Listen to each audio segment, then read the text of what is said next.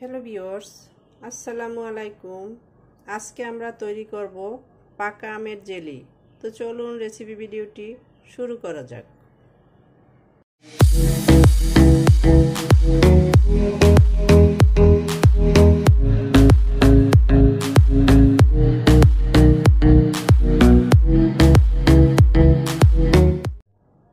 শুরুতেই এখানে আমি মাঝারি সাইজের 4টা আম কেটে পিস পিস করে নিয়ে নিয়েছি। এটাকে এখন একটা ব্লেন্ডার জারে দিয়ে মিহি পেস্ট করে নিব। আমগুলোকে আমি পেস্ট করে নিয়ে নিয়েছি, দেখতেই পাচ্ছেন। এখন আমি এটা বাটির ভিতরে স্টেনে দিয়ে এগুলোকে চেলে নিব, যাতে করে এর ভিতরে কোনো প্রকার আঁশ না থাকে। সেজন্য আমি এটাকে ভালোভাবে চেলে নিয়ে ফিরে আসছি। ম্যাঙ্গো পিউরিটা আমি ভালোভাবে চেলে নিয়েছি, দেখতেই পাচ্ছেন। এখন আমি নিয়ে নিচ্ছি একটা প্যানের ভিতরে শুরুতেই দিয়ে দিচ্ছি মেজারমেন্ট কাপের 1 কাপ চিনি। এখন আমি এই পিউরি থেকে মেপে 1.5 কাপ পরিমাণের পিউরি নিয়ে নিব।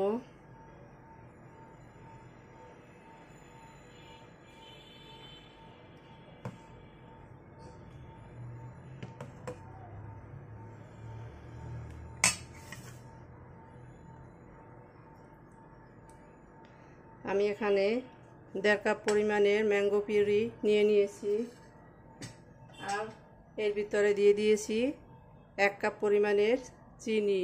এখানে আমি পিউরিটা তৈরি করার ক্ষেত্রে কোনো পানি অ্যাড করিনি। তো এখন চলে যাব কিচেনে এসে চুলায় প্যানটা বসিয়ে দিয়েছি, চুলাটা জ্বালিয়ে দিয়েছি। এখন অনবরত এটাকে নাড়তে হবে, যাতে করে প্যানের তলানিতে লেগে না যায়।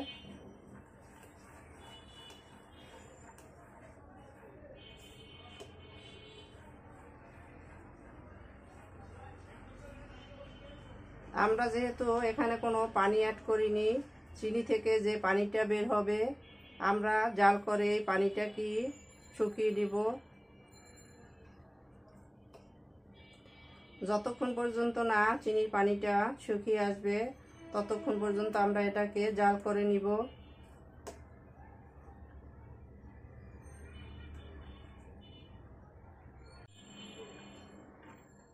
নেড়ে নেওয়ার এক পর্যায়ে দেখতেই পাচ্ছেন আমাদের আমের পিউরিটা অনেকটা টেনে থকথকে হয়ে আসছে।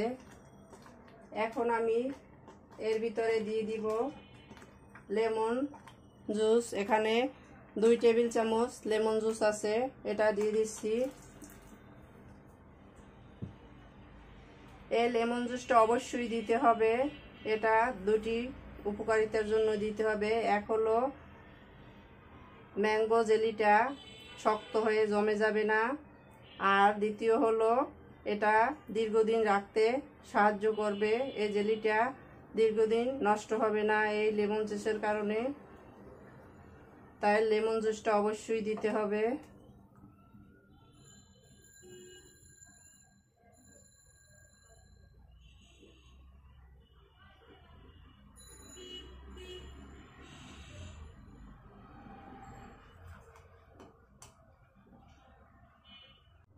লেমন জুসটা এটা শুধু দীর্ঘদিন ভালো রাখতেই সাহায্য করবে না, এটা অনেক গুণে টেস্টও বাড়িয়ে তুলবে। জেলির টেস্টটা অনেক গুণে বেড়ে যায় এই লেমন জুসটা দিলে। তো আমাদের জেলি তৈরি হয়ে গেছে। আমরা এটা কিভাবে বুঝবো যে তৈরি হয়ে গেছে? আমি চুলাটা বন্ধ করে দিয়েছি, এটা একটু হালকা ঠান্ডা হলে পরে আমি দেখিয়ে দিচ্ছি। দেখতেই পাচ্ছেন এটা মাঝখান থেকে আমি আঙ্গুল টেনে নিয়েছি। এখন এই ফাঁকাটা একই অবস্থায় আছে, ভরে যাচ্ছে না।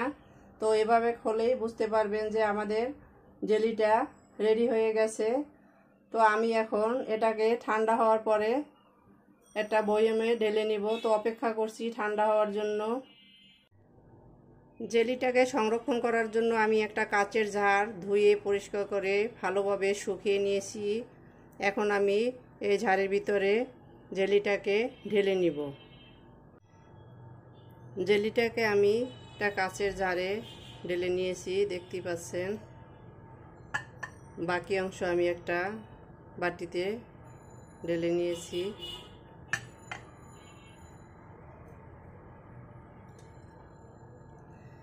এখন আমি এই জেলি দিয়ে পাউরুটির সাথে সার্ভ করব।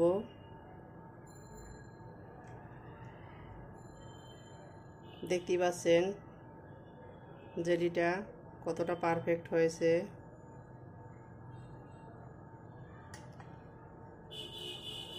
এই জেলি তৈরি করে রাখলে বড় ছোট সবাই খুব মজা করে খাবে পাউরুটির সাথে।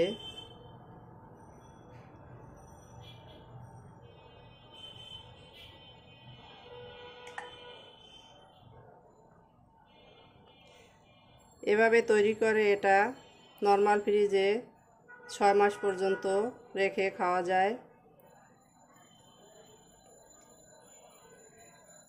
তো আমি আমাদের জেলিটাকে পাউরুটির সাথে সার্ভ করে নিলাম।